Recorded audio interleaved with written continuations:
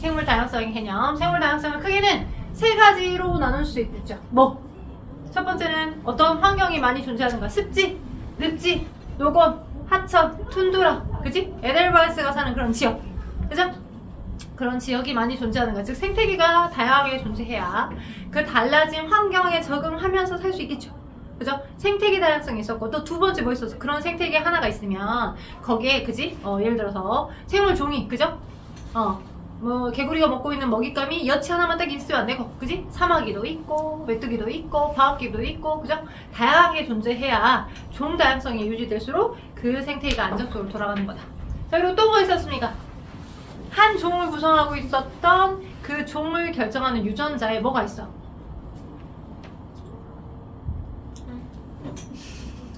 형질을 결정하는 유전자가 있어. 오케이? 여러분의 뭐 눈썹 모양이 이렇게 일자형인 사람, 아니 갈매기 모양인 사람, 보조개가 있는 사람, 보조개가 없는 사람, 다 그것도 내가 엄마 아빠부터 물려받은 유전자에 의한 형질의 발현이야. 오케이? 그래서 그런 유전자가 단순하게 한 종류만 있는 것이 아니라 여러 종류가 존재해야 달라진 환경에 노출이 됐을 때 거기에 대응할 수 있는 정보를 다양하게 갖고 있는 거겠죠. 그래서 유전적 다양성이 많이 존재할 것, 그게 생태계가 생물 다양성이 안정적으로 확보될 수 있는 거라고 우리는 배웠었어요. 되죠? 오케이. 자, 그리하여 여러분께 80쪽을 같이 풀었었나요? 네. 80쪽은 수업 시간에 같이 풀었었나요? 아니요. 아닌가요? 그죠? 아니었죠. 그죠? 한번 복습을 했는지, 이제 복습은 아니더라도 지난 시간에 결석했던 친구도 있었기 때문에 80쪽을 같이 한번 빠르게 답을 한번 확인해 보면서 개념을 확인했는지 확인하고 우리가 그 다음 장 들어갈게요. 80쪽. 자, 위에 그림을 보니까 80쪽 그림을 보아하니, 자, 어때요? 숲 생태계, 그죠? 여러 숲이 있고요. 거기 이제 물이 흐르는 하천 생태계도 있고, 초원 생태계도 있고, 갯벌 생태계도 있대요. 각각 환경이 다양하게 있는 게 생태계 다양성이에요. 거기서 자, 지금 토끼가, 그죠? 자, 가운데 토끼무리에 털 색깔이 다양하게 나타났다. 토끼 털색이 뭐 회색이 나이, 그죠? 검정이 나이, 흰색이 나이, 그죠? 이건 유전적 다양성입니다. 그쵸? 자, 그리고 왼편에 무당벌레 무늬에서 건날개 색깔의 무늬가 다양하다. 이것도 뭐야? 같은 종류의 생물사에서 나타나는 특성의 다양한 정도, 즉 유전자 다양성이다 라고 볼 수 있겠죠. 오케이? 그래서 우리가 세 가지 다뤘어요. 세 가지. 뭐뭐뭐?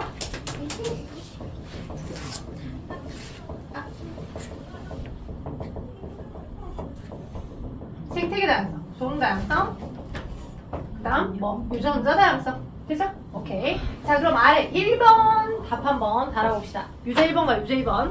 유제 1번. 자, 여기도 같이 지금 답을 빨리 확인해 볼게요. 유제 1번. 왜? 아니 볼펜 떨어져. 볼펜 떨어졌어. 가운데 떨어졌어. 우야, 이거 있어. 우야, 그래. 화면에서 잠깐 나갔다고 왔죠, 제가? 앵글에서 나갔다. 자, 볼게요. 1번. 생물 다양성에 대한 설명에서 원문 O, 옳다는 건 X라 하자라고 했는데, 토끼 무리에서 털 색깔이 다양하게 나타난 것은 생물 다양성이 높음을 나타내더라. 맞아요, 틀려요?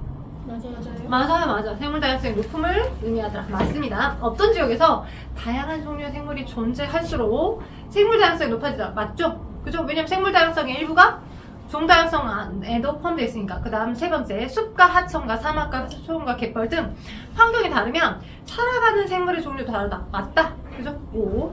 그 다음 습지를 메워서 농지로 개발했어요. 자, 농지는 논으로만 또는 밭으로만, 그죠? 특정 하나의 생물 종으로만 자라날 수 있도록 세팅을 한 거예요. 우리가 제일 싫어하는 게 논 옆에서 자라는, 벼 옆에서 자라는 잡초죠. 그죠?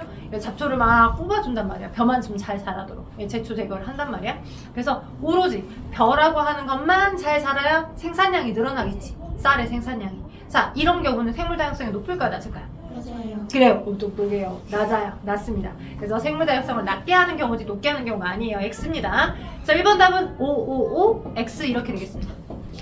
되겠나요? 오케이, 나이스. 자, 2번. 그로미셀 바나나에 대한 자료입니다. 그로미셀 바나나. 한때 많이 재배되고 있었던 미셀 바나나가 있는데 전염병으로 모두 사라졌어요. 만약 그로미셀 바나나의 특성이 다 달랐고 그 중에 곰팡이 전염병이 강한 것이 있었다면 이 바나나는 멸종되지 않았을 거다. 뭔 말이냐? 자, 하나의 생물종. 바나나라고 하는 특정 생물 품종 한 종류만, 그 유전자 하나만 계속 재배한 거야.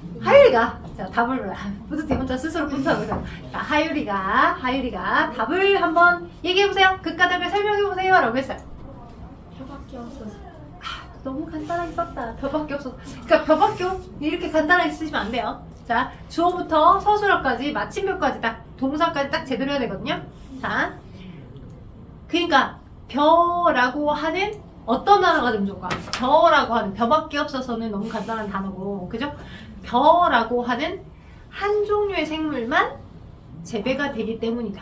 그러니까 하나의 종류만 있잖아. 종다양성 봐봐 여기 여러 개 골고루 있어야지 종다양성이 높은 거잖아. 생물 다양성이 높은 거니까. 그래서 벼라고 하는 자 벼를 굳이 살리고 싶다 하시면 벼라고 하는 한 종류의 생물만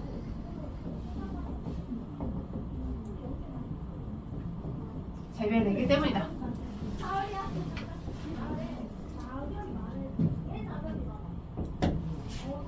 벼라고 하는 한 종류의 생물만 재배되기 때문이다 라고 얘기해 주시면 되겠죠? 예. 자 그래서 4번에 그 부분을 했고요. 자 5번 자 이것도 감자 입마루병에 와버렸어. 그 감자에 취약한 병해충이 창궐해버리니까 그죠? 감자가 다 못 자랐어. 감자를 주시고 있던 사람도 굶어 죽었어. 엄청나게 많은 기근이 와가지고 못 살더라는 거야. 그죠? 왜? 어떻기 때문에 같은 종류에 속하는 생물의 특성이 어쩔수록 멸종할 확률이 낮아요. 다양할수록 한 종류만 있으면 그 한 종류에 취약한 어떤 병해충이 오면 걔 하나만 품종을 재배했는데 그 하나에 취약한 병해충이 오게 되면 더 이상 얘가 생존하지 않고 멸종해버리잖아. 그리고 우리도 먹이사슬의 영향을 받아서 못 먹으니까 죽을 수밖에 없고. 답은 몇 번이겠어? 4번이에요. 4번. 오케이 4번입니다. 그럼 이봐. 자 6번에서는 이쪽 페이지에서는 더 해줄 말이 많습니다. 더 해줄 말이 많아요. 6번 일단 6번을 보아하니까 새로운 종류의 생물이 생기고 생물 다양성이 증가하는 과정을 설명한 건데 빈칸에 하면서 말을 써보자라고 해서 자한 종류의 생물 무리에 뭐가 있으며 환경 변화가 생기면 그 환경에 유리한 뭐를 가진 자 똑같은 단어가 들어갈 수도 있고 다른 단어가 들어갈 수도 있어요. 자 그러다가 오랜 세월 동안 반복되면 원래 생물과 특성이 다른 생물이 나타날 수 있는데 그 결과 생물 다양성이 일단 낮은 게 아니라 높아지는 게 맞겠지. 그지? 높아지는 게 맞을 거고 생물 무리에 다양한 뭐가 생겨서 변이가 생겨서 그죠? 생물 무리에 다양한 변이가 생겨서 환경 변화가 생기면 그 환경에 유리한 변이를 지닌 생물이 더 많이 살아남아 자손을 남기게 되는 거죠.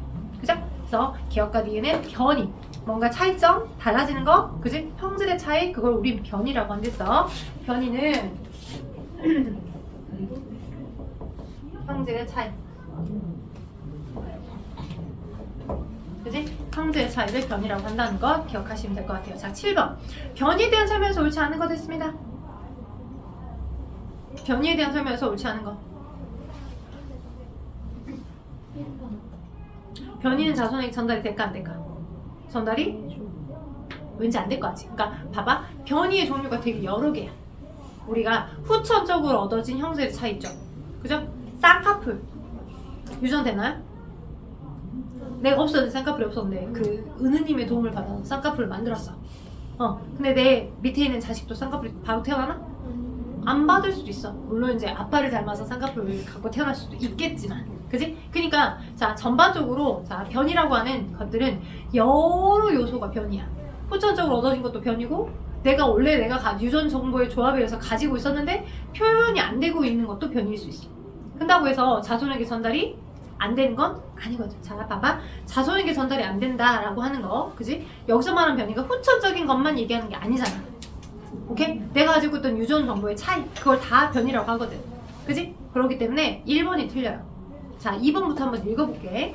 2번 같은 종류의 생물 사이에서 나타나더라. 네 개체 간 형질의 차이 그걸 다 변이라고 하니까 2번 맞고 변이는 생물의 생존에 영향을 줄 수 있다. 예 이런 유전자의 차이들 정보의 차이들은 생물의 생존에 영향을 줄 수 있죠. 그죠? 자 그 다음 네 번째 변이가 다양하면 멸종하면서 작아지는 것도 맞죠.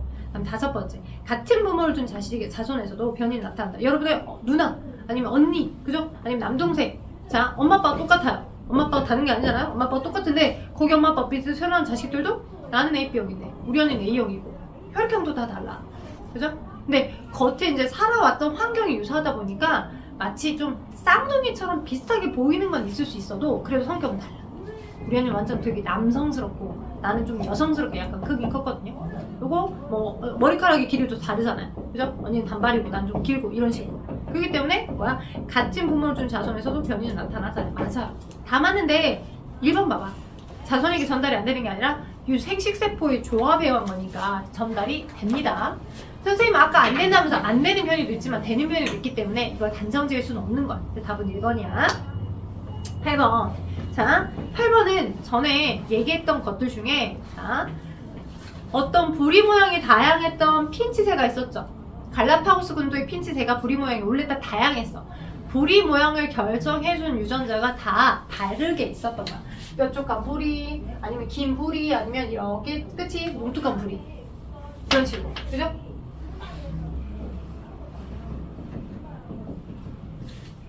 맞죠? 오케이? 자, 이렇게 부리 모양을 결정해준 유전자가 다 다르게 다양하게 있었다. 오케이? 부리 모양을 결정한 유전자가 다 다르게 다양하게 있었다. 라고 해도, 그죠? 어떤 특정 섬에는 이 부리 모양을 가지고 있는 새만 뒷담하고, 어떤 특정 B라는 섬에는 이 부리, 특정 C라는 섬에는 이 부리의 새들이 되게 많네. 왜 그랬을까? 그죠? 자, 왜? 그 지역에 먹잇감으로 먹을 수 있는 공간들이 다른 거죠. 예를 들어서 선인장만 A 지역에서는 겁나 뒤지게 많이 있었어. 선인장 어때? 가운데에 저수 조직이 있어.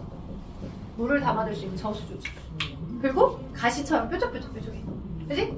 근데 원래 부리 모양이 다 다양하게 막 이렇게 핀치새니까 막 날라왔겠지. 그래서 먹잇감을 먹어야지만 공급받아야지만 거기서 오래 살겠지. 그지? 근데 봐봐. 여기 짧은 애는 얘를 이제 쭉 주셔가지고 선인장에 있는 과즙을 쭉 뽑아가지고 먹고 싶은데 부리 모양이 짧은 애는 이렇게 주시다가 눕다가 이렇게 못 주셔 먹겠잖아. 그지?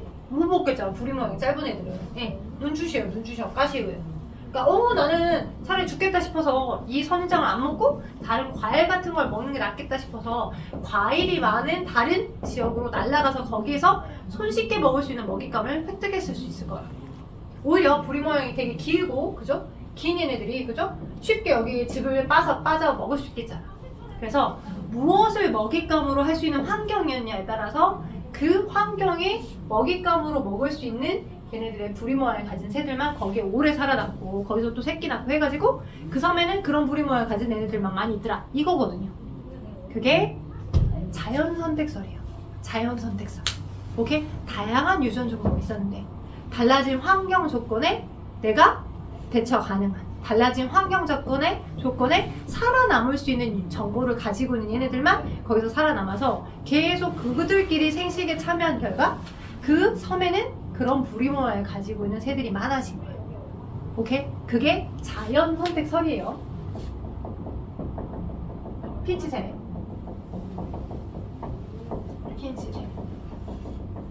그죠? 이렇게? 오케이? 네, 보시면 될 것 같아요. 자, 그래서 8번 거기 다나 다라 중에 순서를 잡아봅시다. 제일 먼저 뭘까요?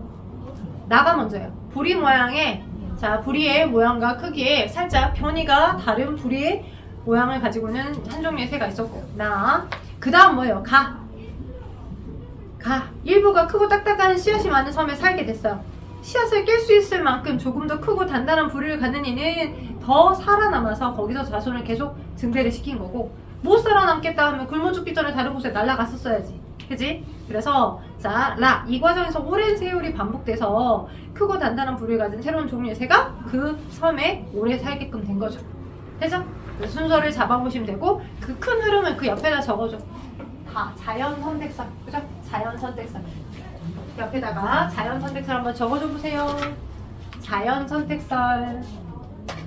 여러분이 고2 되시면 조금 더 보다 디테일하게 다윈의 자연 선택설을 배우시게 될 거예요. 다윈의 자연 선택설로 설명이 가능한 나름의 예 중에 하나입니다. 다양한 부리 모양을 가지고 있는 유전 정보가 있었고 달라진 환경에 보다 더 살아남을 수 있는 얘네가 선택이 되어서 계속 이제 그 다음 세대를 이어갔다라고 보시는 거예요. 자, 9번 변이로 적절한 걸 했습니다. 않는 거, 적절하지 않는 거. 1번 형질 차이, 개체 간 형질 차이. 1번 맞나요? 풀밭에 사는 토끼의 털색은 조금씩 차이가 나다. 네, 맞아요. 조금 더 음지 있으면 검은색, 좀 더 밝은 곳에 살고 있는 어떤 이제 빙하, 얼음밭에서 돌고 있는 그 북극 토끼들 같은 경우는 하얀색 털을 많이 갖고 있고요. 다음 두 번째, 고양이 무리에서 털 색깔의 무늬가 다양하게 나타나더라. 이것도 털 색깔을 결정해준 유전자 자유한 거니까 맞죠? 다음 숲에 사는 생물과 하천에 사는 생물의 종류는 다르다. 숲과 하천에 사는 생물의 종류는 이건 변이의 예일까 아닐까? 형질의 차이. 이건 그냥 종다양성이죠. 숲에는 어떤 생물이 살고, 그치? 하천에는 어떤 생물이 살고 라고 하는 거지. 변이는 한 개체가 가지고 있는 형질의 각각의 차이잖아.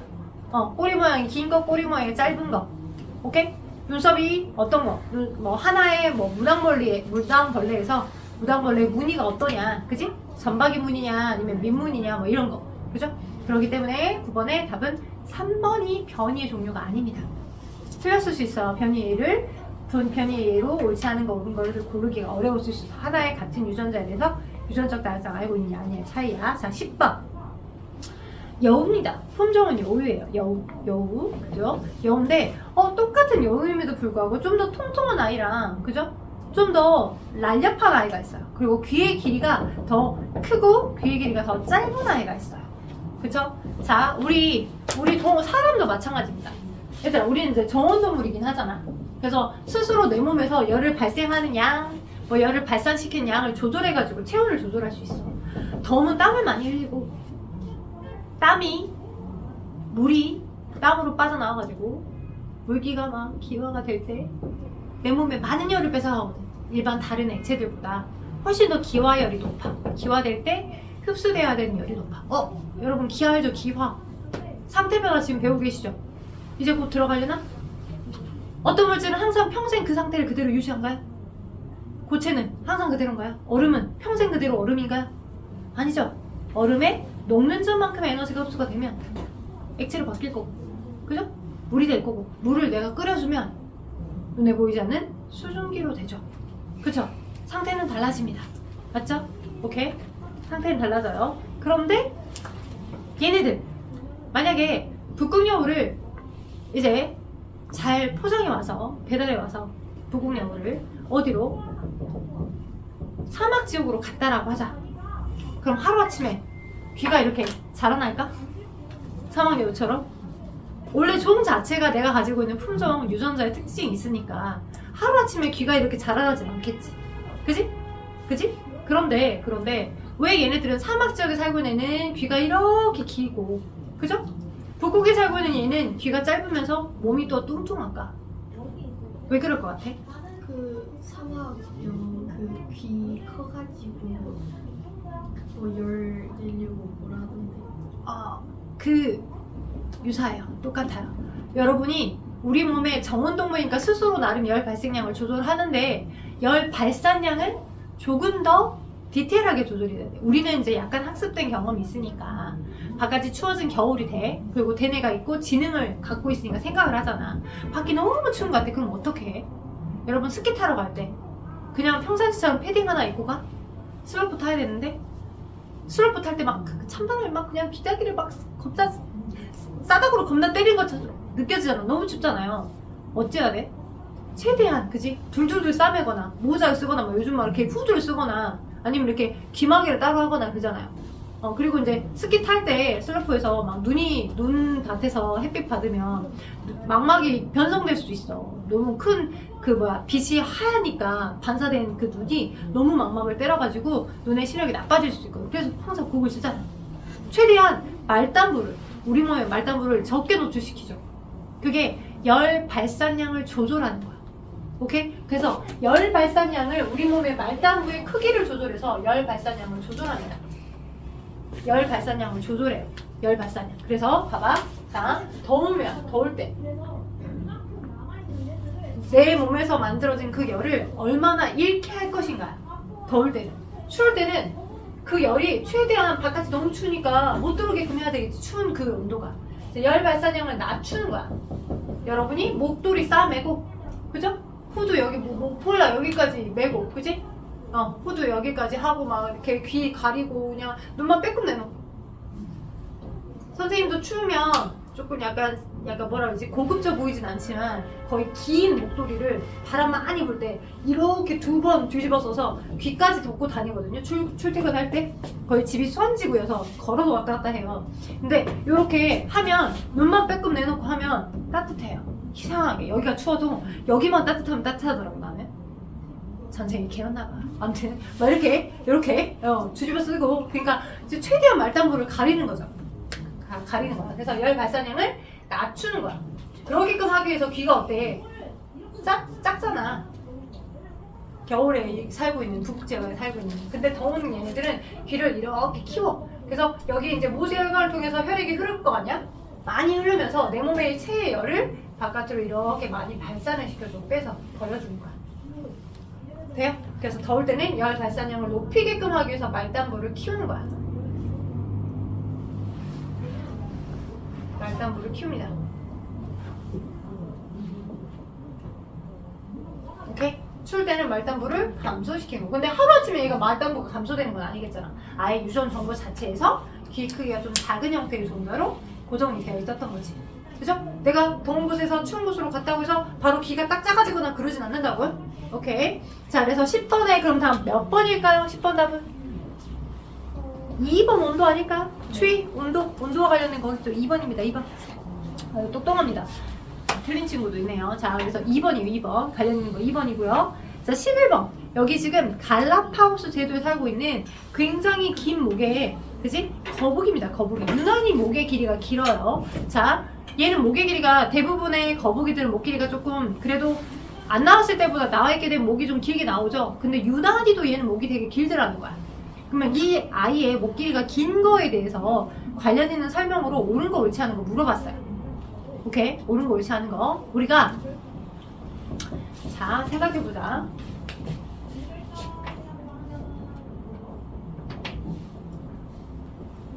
자, 획득형질이라는 단어가 있어. 획득형질. 형질은 개체의 특징이야. 형질이라고 하는 건 개체의 특징. 쌍꺼풀이 있다 없다.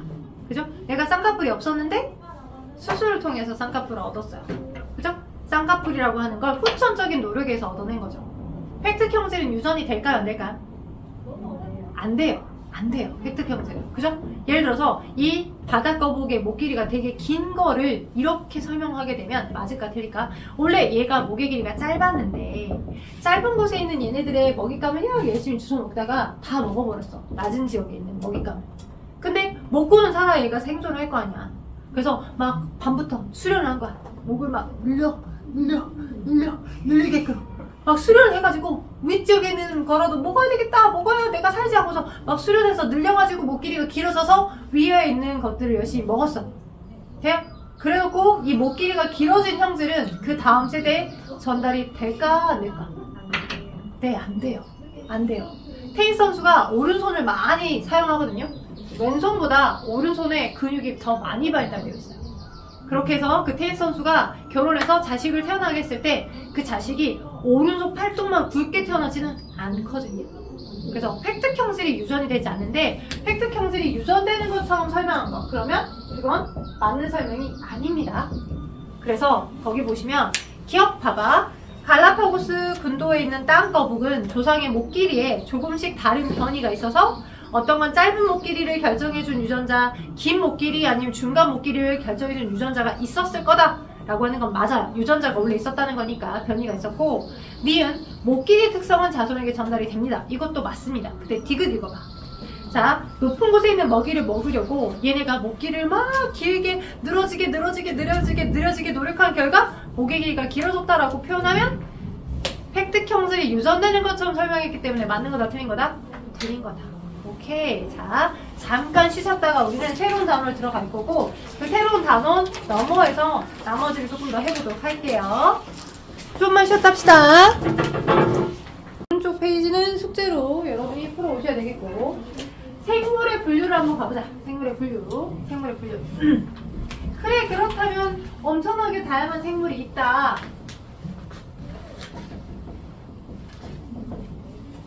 엄청나게 다양한 생물이 있는데 그 엄청나게 다양한 생물들을 일단 나눠봐야 돼. 근데 왜 나눌 거냐? 그죠? 왜 분류해? 그리고 자, 여러분 막 기준이 다를 수 있겠지. 나는 제가 막 여러 개가 있는데 약간 그 색깔별로, 깔별로 난 노란색, 녹색이 좋으니까 노란색, 녹색 색깔을 보이는 얘네들 색깔별로 분류할 수도 있을 거고, 그죠? 똑같은 아이들이 이렇게 있을 때 예를 들면 이렇게 있고 이렇게 있고 또는 이렇게 있고 이렇게 있을 때, 그지? 그리고 이렇게 있었을 때 더듬이, 그 다음에 이렇게 있는데 여기 뿔 이렇게 있으면, 그지? 무늬를 갖고 있는 거냐 갖고 있지 않은 거냐로 나눠볼 수 있을 거고, 그죠? 무늬가 거기다가 이렇게 있는데 또는 어떤 건 이렇게 있는데 얘도 무늬가 있긴 있잖아. 얘도 있잖아. 요렇게, 그죠? 요렇게, 그죠? 무늬가 없잖아 얘네들, 그죠? 이렇게 여러 생물들이 존재한다라고 하면 쉽게 말하면 정리정돈하는 거랑 유사한 거야. 어떤 기준으로 얘네들 나눠볼 것인가, 그지? 근데 선생님 저는 정리정돈하기 싫은데요? 왜 분류해야 되는데요? 왜 분류를 하는 거예요? 라고 물어본다라고 하면, 자, 일단 생물의 분류 목적은 뭐냐면 도대체 나는 어디에서부터 진화되어 태어났는 것인가, 그걸 알아보게 한 거야. 인간이 되게 인간이 이제 여러 인간들의 생활로부터 살고 있잖아. 근데 인간이 제일 지능이 높잖아. 어떻게 보면 대뇌도 있고, 그지? 오랜 시간 동안 기억도 하고, 그죠? 아주 많은 추리와 연상과 이 많은 것들을 상상력을 동원해서 만들어내기도 하고, 그죠? 또 인간이 오랜 세월 동안, 그지? 번영을 해서 살고 싶어 하잖아. 인간의 욕심이잖아, 어떻게 보면.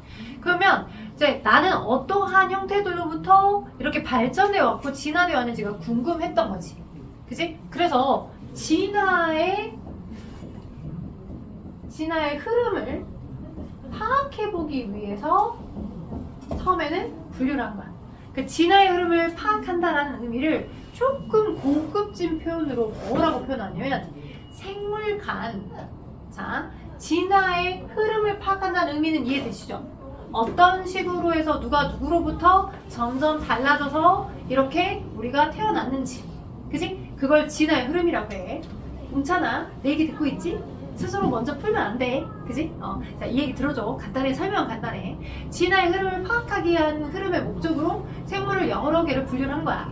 오케이? 근데 얘를 조금 더 디테일한 형태로 뭐라고 표현하냐면 생물 간 유연관계라고 표현해. 유연관계. 이 유연하다는 게 유연하다 이런 의미가 아니라 너에서부터 내가 나온 거구나.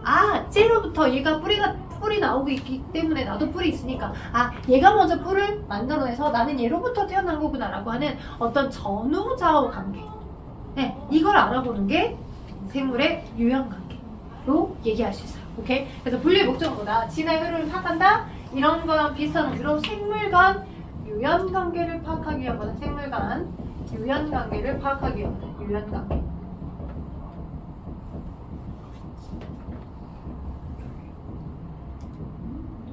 이제 생물 간 유연관계를 알기 위함이다 라고 보시면 될 것 같아요. 생물 간 유연관계를 알기 위함이다. 되겠어요? 오케이. 자, 그리하여 일단 분류를 할 때 어떻게 분류를 하냐면 일단은 크게 대분류를 먼저 해. 대분류를 가장 크게 차이가 나는 그 기준으로 먼저 분류를 할 거야. 오케이? 자, 근데 이제 이럴 수도 있어. 생물을 분류를 할 때 이럴 수도 있어. 내가 얘를 관찰해 봤더니 얘가 주로 풀떼기만 먹네. 자, 어떤 동물인데 토끼야. 토끼인데 풀떼기만 먹어. 얘는 풀떼기만 먹어. 근데 어떤 아이 보니까 절대 풀떼기는 안 먹고 쟤는 막 육식이야. 막 잡식이야. 막 고기만 먹어. 그래서 자, 내가 관찰해서 봤을 때 얘가 주로 풀떼기만 먹고 주로 어디 그 약간 따뜻한 육지에서만 살고, 그죠? 쟤는 엄청 막 잡식성에 막 이거저거 다 먹어. 오케이? 이거저거 다 먹는데 파이트너 음식을 막 다 먹어. 오케이? 다 먹는데 근데 좀 습하고 꿉꿉한 그늘에서 주로 살고, 내가 관찰해봤었을 때 그 아이가 어디에 살고 있는지, 또는 자, 사람이 이제 어떤 그 식물의 잎을 따가지고 막 아플 때 막 이렇게 즙을 짜가지고 아픈 곳에 상처 부에다가 막 발라놔봤더니 그때 상처에 효과가 있어. 상처가 아무런 효과가 있어. 그래서 얘를 약용으로 쓰일 수 있어. 근데 얘는 약이 쓰이지는 못하겠지만 뭔가 얘를 빻아가지고 잎을 만들어가지고 요리해서 먹었더니 되게 맛도 좋고 나의 어떤 독도 안 생기고 사람이 죽지도 않고 식용으로도 사용할 수 있는 것 같은 거야. 이렇게 사람이 경험을 해봐서 사람이 경험을 해봐서 경험을 한 다음에 그죠? 사람이 경험을 한 다음에 얘를 어디 쓸지를 가지고 나누는 분류가 있어. 오케이? 내가 경험을 해봤더니 쟤는 풀떼기물 먹고 쟤는 주로 어떤 걸 먹고, 그죠? 그러니까 먹는 거를 내가 관찰했을 때만 판단하는 거잖아. 그지? 그리고 어디에 살고 있는지도 내가 관찰했을 때만 할 수 있는 거고, 내가 먹어봤더니 얘는 약으로 쓰일 수 있어. 쟤는 약보다는 식용으로 쓰이는 게 더 맛있어. 맛있음으로 뭔가 할 수 있어. 그러니까 인간이 뭔가 활용을 먼저 해봐서 인간의 편의상 분류하는 방법이 있고요. 아예 그 생물을 이제 근본적으로, 생물이 예를 들어서 어류야. 생선 먹어봤죠? 생선, 그죠? 생선 머리 이렇게 있어요. 생선에 뼈대기 있어요, 없어요? 있죠? 이렇게 굵은 뼈 이렇게 있잖아요. 진짜 잘 그린다. 자, 뼈 있고 이렇게 꼬리 있죠, 그죠? 자, 어류, 그죠? 여러분 뭐 이렇게 기본적으로 삼치, 아니 고등어, 그죠? 요즘은 고등어 이제 엄마가 그 밥상에서 나오는 고등어들 같은 경우는 다 뼈가 발라져 있어. 잘 이렇게 해갖고 이렇게 금방 꾸잖아요. 이렇게 먹어도 고등어인데 뼈 발라낼 일이 없어요. 근데 갈치 어때? 갈치는 뼈를 바르기 쉽지 않죠. 이제 고급져서 막 이렇게 옆에 비늘만 뜯어내고 이제 위칸 아래칸 해도 이렇게 뼈 사이사이 붙어있는 그 살이 맛있잖아. 그치? 뼈가 있잖아, 뼈. 그러니까 얘네들이 생선 자체가 가지고 있는 고유한 어떤 척추, 얘 척추라고 합니다. 예? 우리 붕어도 척추가 있어요. 어류는 다 척추가 있어요. 척추동물이에요, 척추동물. 척추에 척추요. 뼈에 뼈. 이렇게 생물이 가지는 고유한 뼈가 있다 없다. 척추가 있다 없다. 오케이? 있다 없다. 그리고 뭐 이렇게 혹시 이제 메뚜기 구워서 먹어봤어요? 네? 그죠? 안 먹어봤죠. 저도 안 먹어봤습니다. 근데 저희 엄마는 아주 어릴 때 이제 먹을 게 하나도 없어서 뭔가 저희 거의 뭐 이렇게 3.1운동 시절 같은 느낌이지만 먹을 게 너무 없어가지고 시골에서 우리 한국이 굉장히 급진적으로 발전을 했잖아요. 그때 당시 정말 보릿고기 있었대, 우리 엄마 어릴 때는. 그래가지고 막 이렇게 메뚜기도 삶아먹고 메뚜기도 구워 먹고 개구리 뒷다리에서 먹고 그랬대요. 먹고요. 근데 이제 걔네들을 먹어봤어요? 아니. 먹어봤다는 썰을 들어보셨겠죠. 뭐 할머니 할아버지나 아빠들한테 들어봤을 것 같은데 이렇게 구워서 먹어보면 약간 쫀득한 맛이 있대. 우리 엄마 말이 그래. 쫀득하대. 네. 근데 그 쫀득하면 굳이 우리가 먹을 필요는 없잖아. 지금 먹을 게 널렸는데 그지? 우리는 지금 그잖아. 자, 그래서 자 걔네들 개구리나, 그지? 개구리나 또는 뭐 이제 또 이렇게 메뚜기, 개구리 메뚜기 우리 주변에 볼 수 있는 생물들이잖아요. 얘 뼈 있을까 없을까? 얘는 뼈가 있을까 없을까? 얘네들을 해부학적으로 나 그림 진짜 못 그리는데. 얘네들 잘 그렸어. 바퀴벌레 같지? 징그럽다. 메뚜기니까 귀뚜라미인가? 아무튼 아무튼 메뚜기라고 해봐. 메뚜기 뒷다리 지네가? 저도 잘 지고 있는데 해경을 지게 지고 있는데 아무튼 이 메뚜기를 자 해부학적으로 보게 되면 여기에는 뼈는 없어요. 뭔가 탄탄한 구조가 있어 보이지만 뼈는 없습니다. 뼈. 이렇게 생물이 가지는 해부학적인 특징을 가진 채로 해부학적 특징대로 나누는 거. 그런 특징으로 나누는 게 있어요. 그래서 생물을 분류하는 방법에는 자연 분류랑 인위 분류가 있어요. 자연 분류랑 인위 분류.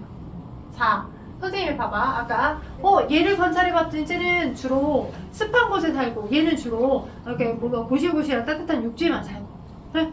얘네들이 서식하는 환경이랑 얘를 이용해봤더니 얘는 약용이 될 수 있고 식용이 될 수 있고, 이런 건 어떠한 목적으로 분류를 한 거죠. 내가 사용을 해봤을 때 약용을 할 수 있어, 식용을 할 수 있어.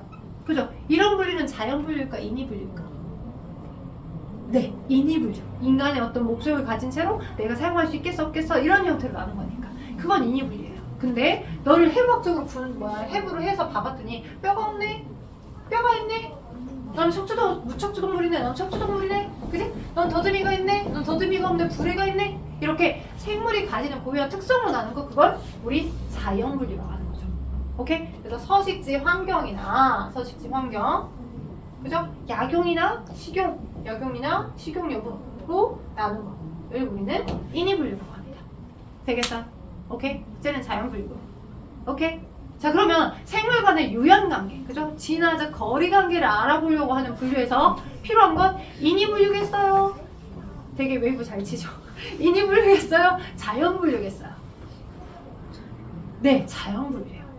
생물학적인 어떤 근거를 가진 채로 생물의 진화의 흐름을 파악하기 위한 분류의 형태는 자연분류입니다. 자연분류. 오케이? 네, 인이분류는 어떤 관찰을 통해서 이러이러하다라고 나눈 거고. 되겠죠? 그래서 자, 두 가지의 목적이 두 가지 형태가 다르다는 걸 알아두시면서 각각 자, 분류 기준을 무엇으로 잡느냐에 따라서 아까도 이렇게 나눌 수 있었잖아요. 줄무늬가 있는 것과 없는 것으로 나눌 수 있고, 그죠? 대분류. 크게 보이는 가장 많은 특징을 공통으로 갖고 있냐 가지고 있느냐에 따라서 줄무늬가 있는 것과 없는 걸로 먼저 나눠봤고, 여기서 이렇게 나눠진 것들을 지금 이렇게 나눈 걸 내가 얘네들이 가지는 생물적 특성이라고 얘기를 하자면 생물적 특성을 가진 채로 그대로 나눈 거잖아. 자연 분류를 하고 있는 거야. 얘네들이 생물이라면 생물이 보이는 그들의 특성을 그대로 읽어서 분류를 하고 있는 거니까. 맞지? 거기다가 대분류를 먼저 했어. 줄무늬가 있다, 아니면 줄무늬가 없다. 쉽게 말하면 척추가 있다, 아니면 척추가 없다. 이렇게 나눌 수 있는 것처럼 생물이 가진 특성으로 거기에 추가적으로 어떤 추가적인 더듬이를 갖고 있느냐 없느냐로 더듬이 유무로 또 나눌 수 있죠. 더듬이 유무. 더듬이가 이렇게 갖고 얘는 있는 거, 그지? 얘는 이렇게 있는 거, 그지? 그지? 근데 여기 더듬이가 없는 거 이렇게 또 나눌 수 있잖아. 이런 식으로. 오케이? 그래서 생물이 가지는 특징에 뭐 또 하나의 특징을 요소적으로 더 디테일하게 나눠지게끔 해서 진화적으로 얘가 가장 나로부터 가까이 있냐 없냐는 걸 분석을 해볼 수가 있는 거예요. 그렇게 분석을 해갈 때 가장 큰 틀에서 나누는 대분류로 묶어진 거를 가장 큰 틀에서 대분류로 묶어진 걸 우리는 개라고 합니다. 개. 가장 큰 틀에서 묶어진 거예요. 개.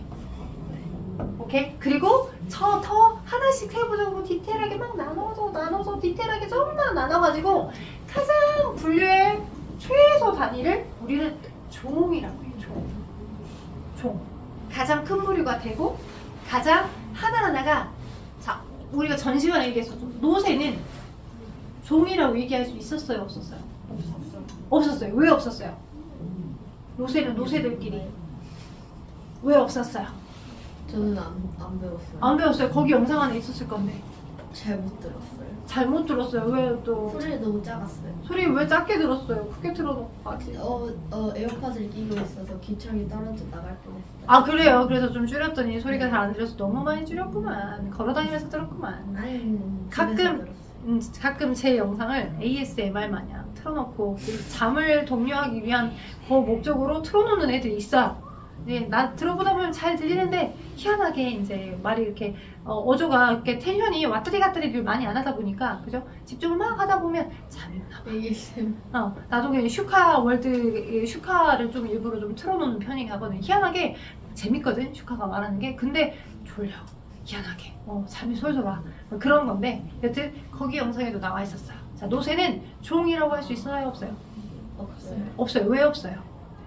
노새를 낳을 수 없어요. 그래요. 노새라고 하는 걸 자연의 상태에서 노새 새끼를 낳을 수가 없어. 불임이야. 욕하는 것 같지만 노새는 새끼를 낳을 수가 없어. 노새 새끼를 스스로 낳을 수가 없어. 불임이야. 불임. 얘는 인공적인 수정을 통해서 말의 난자랑 당나귀의 정자를 수정해가지고 암말의 자궁을 이용해가지고 태어나게끔 한 거야. 말과 당나귀의 교잡이거든. 인위적으로 수정을 시킨. 그래서 자연의 상태에서 노새 스스로의 생식세포를 만들 수가 없어. 노새끼리 수정을 통해서 노새가 안 태어나. 그러니까 우리가 종이라고 한다는 건 세대를 계속 영위를 할 수 있어야, 세대를 이어갈 수 있어야 우리가 그걸 종이라고 한정짓거든, 생물에서는. 그러니까 그 자체로 불임이기 때문에 걔는 종이라고 볼 수가 없어. 왜냐면 종을 이어나갈 수 없으니까. 불임이 있기 때문에. 돼요? 그래서 종이라고 하는 게 생물의 가장 분류의 최소 단위입니다. 어떤 의미로? 생식 가능한, 자연의 상태에서 태어난 자손도 생식 가능한 분류의 최소 단위. 그지? 자연 상태에서 교배하여 자손도 생식이 가능한 분류의 최소 단위.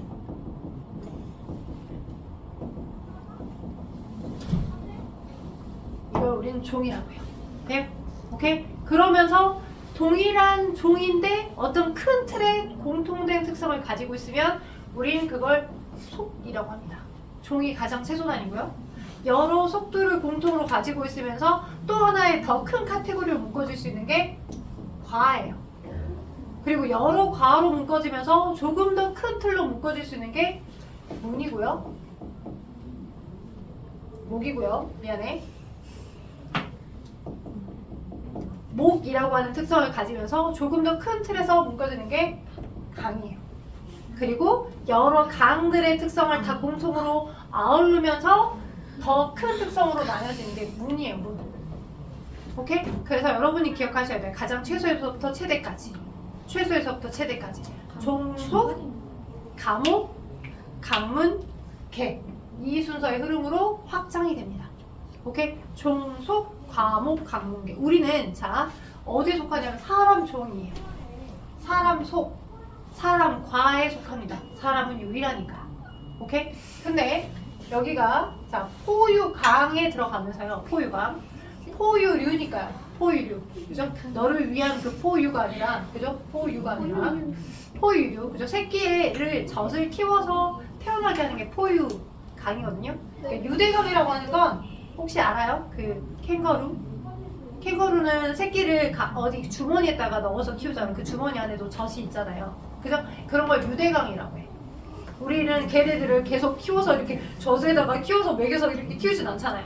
그죠? 그래서 포유강, 유대강, 여러 또 그 디테일한 특성을 가진 채로 또 나뉘어지는 거야. 오케이? 포유강에 속하면서 우리는, 그지? 어디? 자, 척추를 가지고 있는 형태의 척추동물 문에 속해. 오케이? 큰 틀에서 척추동물 문에 속하면서 척추를 가지고 있는데 젖으로 새끼를 키워서 자라게끔 하는 거. 근데 걔를 어느 정도 주머니 안에 가지고 있다가 키우는 건 유대강이고 우리는 포유강에 속해요.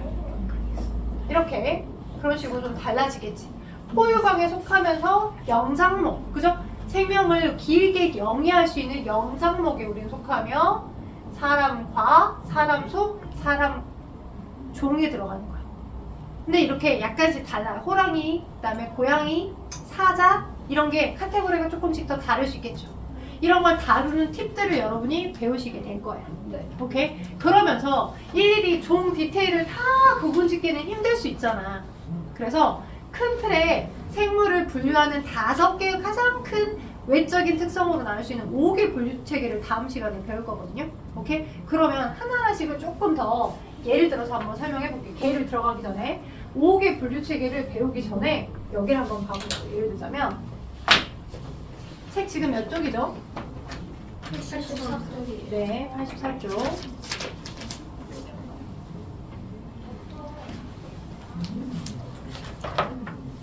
자, 일단 우리 여러분이 생소하겠지만 동물을 한번 알아보시죠. 동물.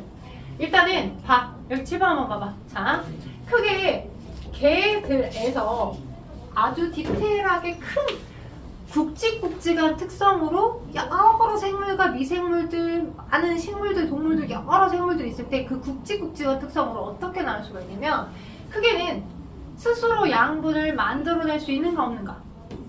오케이? 근데 그거는 우리 일상생활에서 쉽게 접근할 수 있는 식물과 동물로 먼저 나누는 거고요. 여러 생물들이 있을 때 뭐로 먼저 나누냐면 그 생물을 구성하는 기본 단위는 뭐였어요, 얘들아? 생물을 구성하는 가장 기본 단위는 뭘까요? 생물을 이루는 가장 기본 단위. 그걸 우리 뭐라고 해? 생물을 구성하는 가장 기본 단위. 여러분의 몸은 다 뭐로 이루어졌어요? 벽돌. 여러분의 몸에 있는 벽돌 두 글자. 뭐라고 합니까?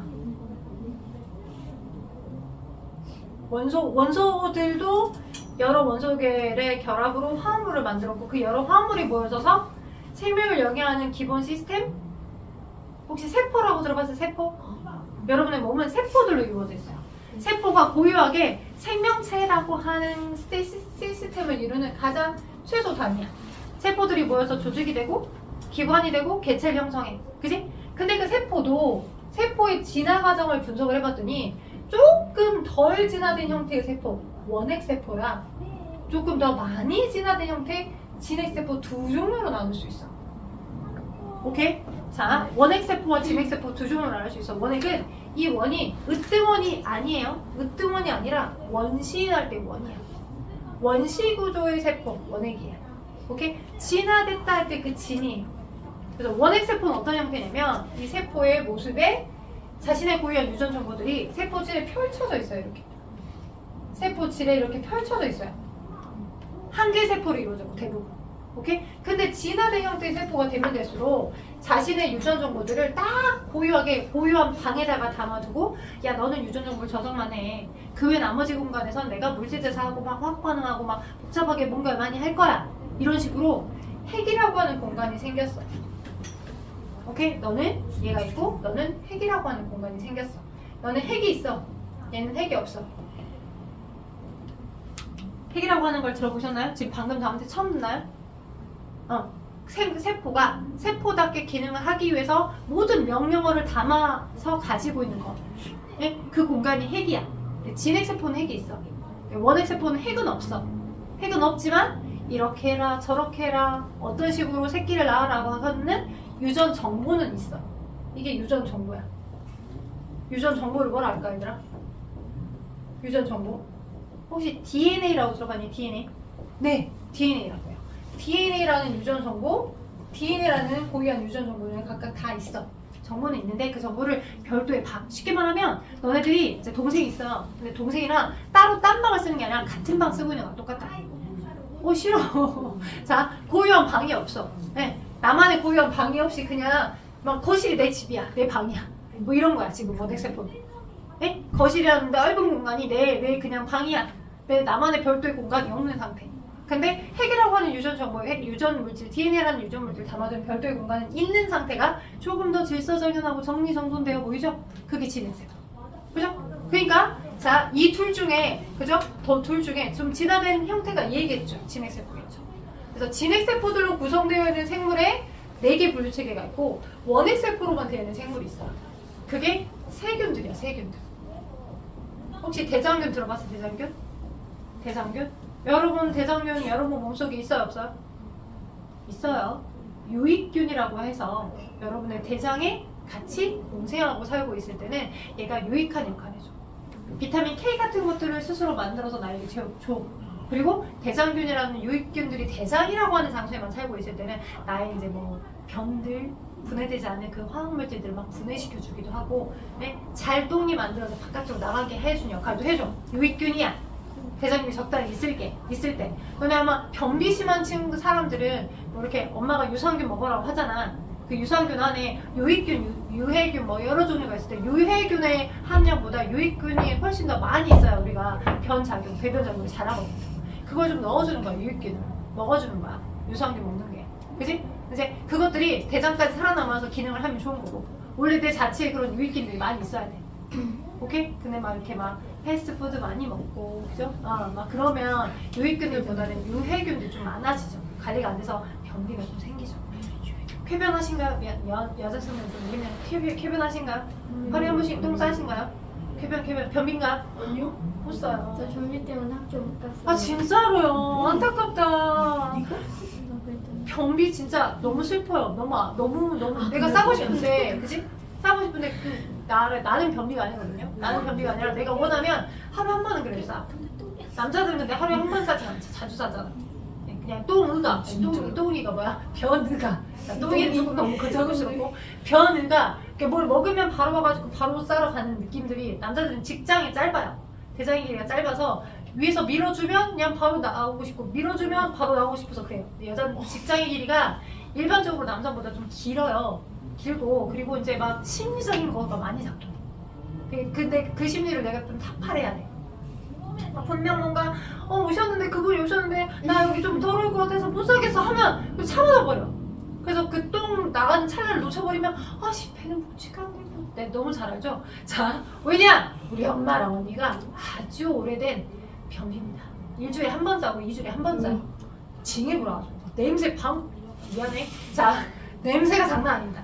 하루에 한 번만 안 싸도 지금 장난 아닌데. 자 근데 잘 싸셔야 돼요. 진짜 이거는 내 마인드를 잘 컨트롤하고 내 그 유익균을 막 여기다 많이 집어넣고 좋은 걸 많이 드세요. 야채를 많이 드시고요. 우리 엄마도 그래요. 그러니까 엄마는 나이가 더 드셨으니까 이게 지금 대장의 연동운동이랄지 이게 잘 안 돼. 아니면 배가 너무 차다거나 그러면 연동운동이 다 똥이 진심이잖아. 지금 할 말이 많잖아. 이렇게 빨리 얘기한다. 이거보다 훨씬 더 열심히 얘기하고 있잖아. 그러니까 이게 연동운동이랄지 그지 막 이게 배가 따뜻해야 그지 여기서 이제 장의 내부의 운동들이 활발해져서 나가고 싶을 때 나가는 거야. 또는 관략근의 이제 그 액션 운동이 잘 안 돼서 그랬어요. 그래서 막 케겔 운동을 많이 하세요. 똥꼬에 힘을 줬다 뺐다 힘을 줬다 뺐다 잘 하셔야. 그래서 이 수축과 이완을 잘해야 하는데 쾅 하고 밀었을 때 쾅 하고 날버릴 수 있어요. 진심이야. 언니의 괴로움을 내가 대충은 알아. 나도 한번 어릴 때 변비 걸려봤었고 진짜 죽는 줄 알았어. 초등학교 4학년 때. 아니 내보내고 싶은데 막 이 되게 걸려가지고 맨 마지막에서 되게 걸려가지고 물 많이 마셔요. 되게 걸려가지고 그냥 내보내고 싶은데 여기가 이렇게 물고가 안 떠져서 안 나가는 그런 느낌 알지? 막 피똥 슬펐습니다. 자, 우리 피똥 싸지 말게요. 자, 일단은 미안해요. 많이 벗어났어요. 자, 여기 나오면 상관이 없거든. 왜냐면 그런 경험을 한 적이 없어. 남자들 변비 잘 안 걸리거든. 걸려본 적 있어요, 변비? 아니죠? 걸려본 적 있어요? 그래. 무슨 얘기야 이거 도대체 이해가 안 된다. 난 맨날 잘 나오는데 막 이런다고. 근데 이제 어떻게든 해결하세요. 할 수 있어요. 할 수 있어요. 자, 똥이 너무 진심했다. 진심으로다. 자, 아무튼 이렇게 생물의 5개 분류 체계에서 자 그냥 단순한 세포로 되어 있는 세균이 있고요. 조금 더 진화된 세포로 되어 있는 진핵세포들이 있어요. 진핵세포들. 그 진핵세포들 중에서도 조금 더 다세포, 여러 단세포로 되어 있는 거냐, 조금씩 여러 개 세포들로 되어 있냐, 진화의 흐름으로 또 생물들을 분류를 해 나가는 거죠. 그래서 한 개의 세포로 되어 있는, 얘도 거의 대부분 단세포예요. 세균도. 한 개의 세포로 되어 있지만 진화되지 않은 세포로 되어 있는 건 대장균이나 결핵을 일으키는 균들이 되는 거고. 자, 진핵세포인데 단세포로 되어 있는 게 아메바 들어봤죠? 뇌를 먹는 아메바가 이런 거 들어봤잖아요. 아메바. 자, 아메바나 일단 집신벌레 같은 거. 민물에 살고 있는데 선모가 되게 가느다랗게 많이 존재하는 게 집신벌레. 아메바는 집신벌레인데, 자, 그게 대부분 단세포로 이루어져 있는 진핵세포로 되어 있는 아이들. 그래서 생물의 5개 분류 체계 중에서 얘네들을 세균류라고 하고요. 다른 색깔로 써볼게요. 너는 세균류. 파란색으로 써줄게. 세균류.